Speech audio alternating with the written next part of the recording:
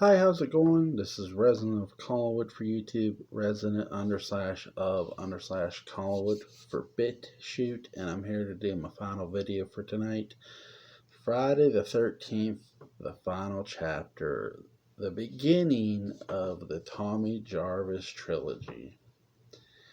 I know we know the producers lied when they said this is the final chapter, but in many ways, I don't think they were necessarily lying in some sense.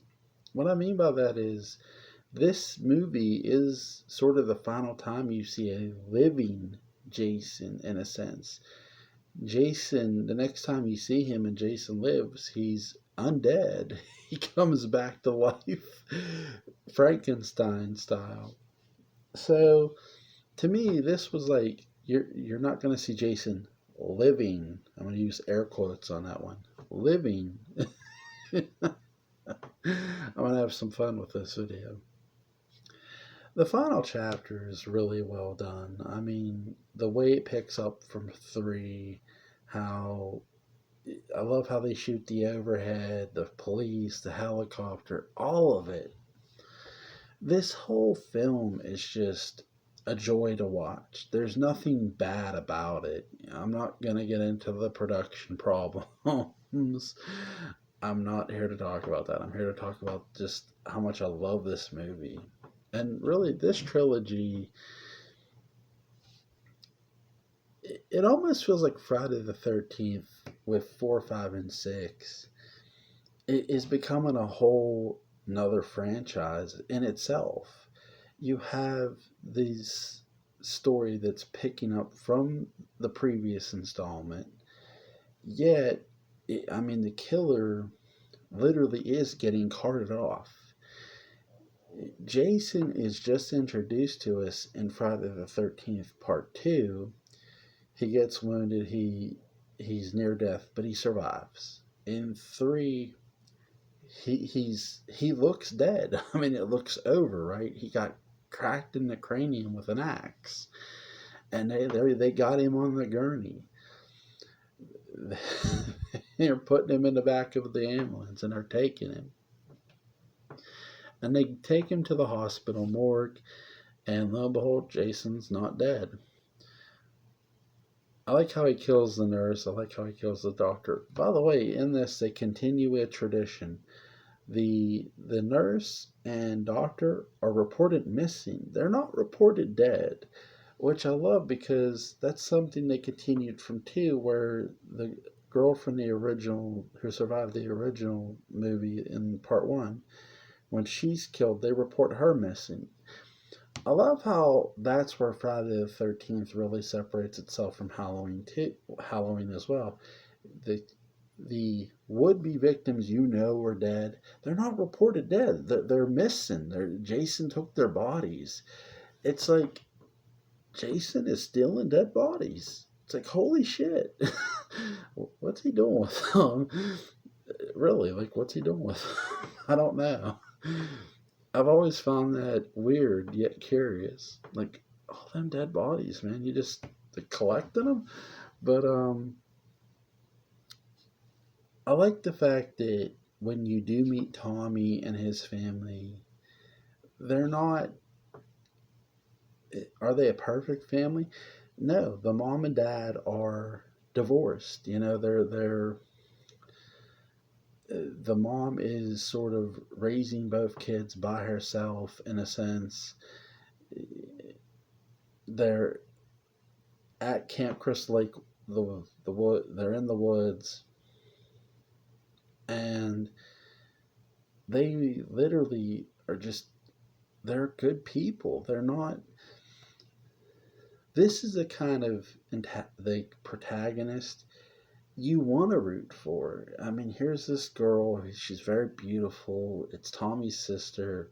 And here's Tommy Jarvis, who just is a bit of a brat, but he's just not a bad kid. He, what kid isn't a brat at that age, right? He knows how to make these cool masks, and it's just really neat. Friday the 13th, Part 4, does it have the best Jason? I love part four Jason. I think part four's Jason is a very dark and evil Jason. I mean, sick, sinister Jason. It just pure evil.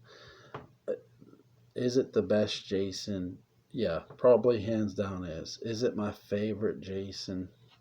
I actually liked the Jason and Friday the 13th Part 3. I thought, even though Part three's Jason, or sorry, Part 3, the movie is done in 3D, and I don't love the corny 3D effects.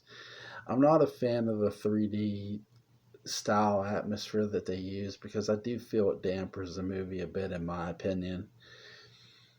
I love how when they focus on Jason, without the mask prior to getting the hockey mask. It's creepy. He's just creeping around. He's sort of Michael Myers esque. This is where I think John Carpenter really could spot the Michael Myers cloning here in part three. But once we go from three to four, man, four is a whole nother beast. I mean, four's Jason is just superb and damn near steals this movie away from all the other actors. Even though you could say, well, it's just a killer. Not really. I think Jason in Friday the 13th Part 4, the final chapter, think about all the things it does. He doesn't just kill, he breaks the one guy's gun. He's breaking that rifle in half. He knows that guy's out there in the woods. I'm surprised he didn't kill him in the woods. So that was sort of that was the shock too. Another shock to me was when I first watched this movie, and still today, it's shocking that the male you see in this movie, the guy who's staying in the woods, he's really tough, that he's not your hero of this movie. But I think, in fairness, when you watch it, he's almost too willing, right? He's all too willing to take on Jason. You need somebody who not necessarily isn't reluctant, but you're not expecting to kill Jason. And enter Tommy Jarvis. I think Tommy Jarvis is one of the most interesting characters I've seen throughout the Friday the 13th franchise. Where I fell in love with Tommy was, here's Tommy. He not only knows how to make masks, he knows how to fix things. Electricity, cars. Where I felt sorry for Tommy. Now, they don't show this in the movie, but in the extras, his sister, there's in the extras, they show a deleted scene, I believe, where Tommy's sister finds their mother's body. In the movie, even though they don't show it, I do think Tommy is the one who discovered his mother's body. Because listen, Tommy is left in that house a great deal by himself when the mom dies. The sister's going out of the house. She's checking stuff. She finds that guy. He tells her about Jason. They realize Tommy's by himself in the house. Yeah, leave the kid alone, right? He'll be fine, and he is. But I do think that Tommy saw something, and what that something was, we'll never really know. But I do think, in my opinion, he found his mother's body. I think that's where. Think about it. Tommy gets told to leave by his sister, to run, go get help. He doesn't. He does not leave after everybody else is dead, but him and his sister. He stayed. And it's like, you could make the case he stayed because he knew he didn't want to leave her. And yeah, I would agree with that too. But I think there's something else. There's a hint of Tommy where Tommy wanted revenge. What Jason's mother felt, she wanted revenge for what she felt her son had died. She wanted that revenge. No one felt Pamela Voorhees' pain more than Tommy. I think, well, Jason, but Tommy was the second closest person prior to Roy Burns who felt Pamela's pain because his mother was murdered by Jason. Tommy's mother was murdered by Jason. And I think he found her body, and something inside of him said, you got to get him back for this. You can't let him get away with this. And, you know, Tommy does kill Jason. Tommy hacks him to pieces with that machete. And I think what really sets up 5 well is when they're at that hospital. And Tommy's sister, you listen closely, she's asking, why did he go that far? Why?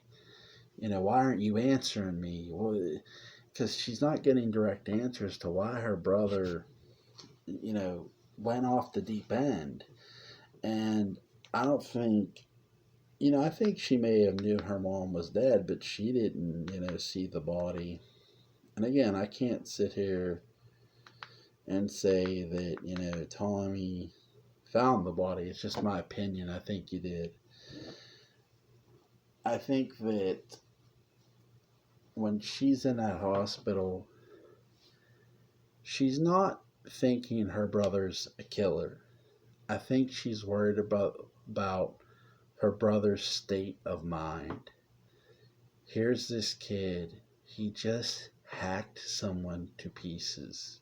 Yes, that person was a brutal killer. Yes, that person was a cold-blooded bastard and a murderer. But your little brother just took a machete and relentlessly hacked away at somebody. To her, he crossed a line she never thought that kid would cross. Mind you, she's been around this boy her whole life and his whole life. She never saw him behave remotely that way until that night. And I think you could literally make the case right there that, yeah, Tommy probably did find his mom's body. And when he saw it, he wanted to kill him. He wanted to kill Jason. And so, and I think, Tommy's sister, do I think she abandoned her? Abandoned him. That's something I'm going to say with the next film. But I think Tommy's sister really thought about her brother's state of mind and was so concerned for it at that given moment in that hospital. And that's something I take away from Friday the 13th, the final chapter, the most. The psychology of the film is very deep. And it's something I hope more people look into with this, the child psychology and the sister knowing the brother and watching her brother hack this killer to pieces, and then her concern in the hospital of why did he should not have went that far. To her he shouldn't have went that far, and I think that's definitely there in that movie. I hope you guys enjoyed this review of Friday the 13th, the final chapter. What a title, right? It's going to be like Halloween Ends. Halloween's not going to really end. There's going to be another one down the line somewhere, right? Alright, guys. I hope you enjoyed this review. I had a lot of fun doing this. This was a lot of fun to do the final chapter. The start of the Tommy Jarvis Trilogy. Like, share, comment, subscribe.